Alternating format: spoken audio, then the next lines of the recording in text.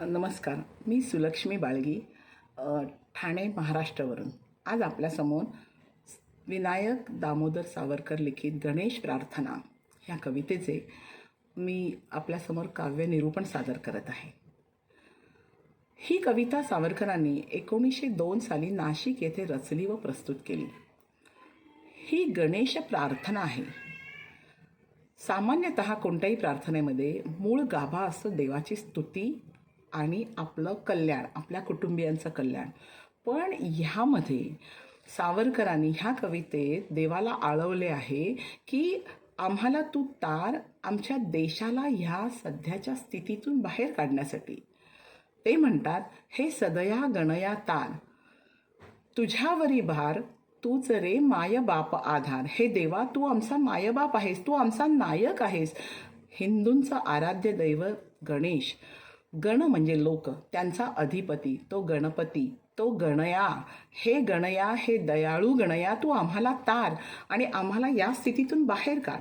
सावरकर नेहमी म्हणायचे, देहाकडून देवाकडे जाताना मध्ये देश लागतो आणि मी त्याचं देणं लागतो. पहा, सावरकरांच्या संपूर्ण नसानसात देशप्रेम भरले होते. त्यांनी देशासाठी मागितले आहे. त्यांनी स्वतःसाठी नाही, स्वतःचं आयुष्य त्यांनी देशासाठी वेचलं. ते म्हणतात की किती देश शत्रू भूतली. ह्या देशाला किती शत्रू आहेत, किती लोकांनी आक्रमण केली आमच्या देशावरती. आत्ता देखील आम्ही ब्रिटिशांच्याच गुलामगिरीत आहोत. किती देश शत्रू भूतली, ऋच्छत्रू ही सहाही परी. 6 ऋच्छत्रू आहेत. ऋच्छत्रू हृदयाचे किंवा मनाचे, देहाचे शत्रू कोण? काम, क्रोध, लोभ, मत्सर, मोह, लालच. हे शत्रू देखील आम्हाला कब्जा करून आहेत.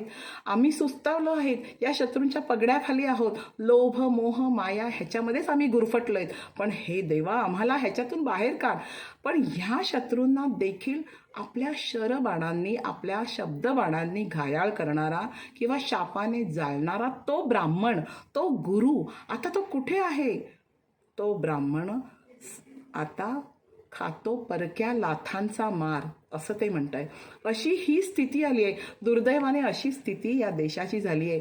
तर ह्या स्थितीतून आम्हाला तू तारून ने देवा, तू आम्हाला आधार दे, असे ते सांगतायत. नंतर ते सांगतायत, देशावरी हल्ला झाला. पहा, ते इतिहासाकडे वळतायत. इतिहासामध्ये आपण सगळेच इतिहास शिकतो परीक्षेला पास होण्यापुरते. पण सावरकरांनी इतिहास अभ्यासला म्हणून तर ते लिहू शकले.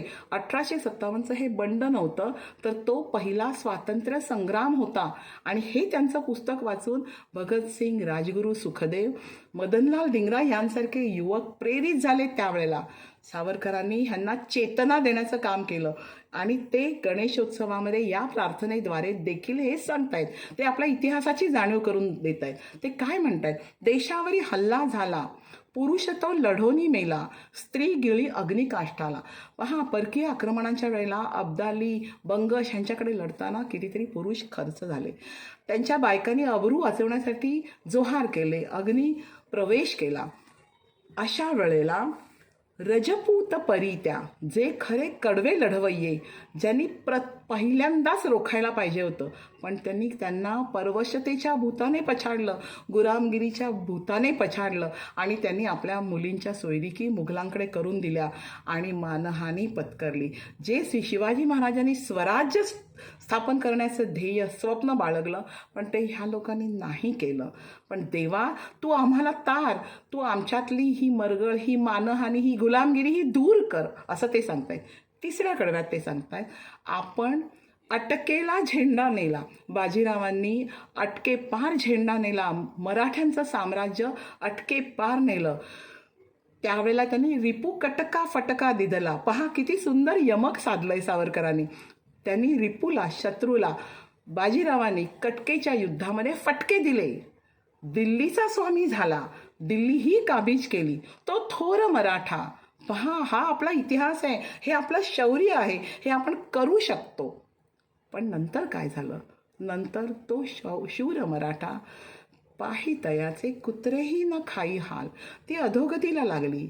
तिसऱ्या महायुद्धात, तिसऱ्या पानिपतच्या युद्धात आपण हरलो, आपली खूप हानी झाली. त्यानंतरही आपण युद्ध केलं, त्यानंतरही आपण रोहिल्यांना पाडाव करण्यासाठी त्यांच्याशी युद्ध केलं. पण ते नंतर हळूहळू हे साम्राज्य अधोगतीला जात गेलं.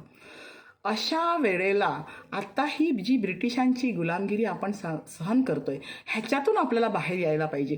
तर हे देवा ते सांगतायत, हे गणया तू आम्हाला आधार दे. या स्थितीतून बाहेर येण्यासाठी माझी मायभूमी पारतंत्र्यात जखडली गेली आहे. या मायभूमीला स्वतंत्र करण्यासाठी आमच्यामध्ये शौर्य चेतना जागव.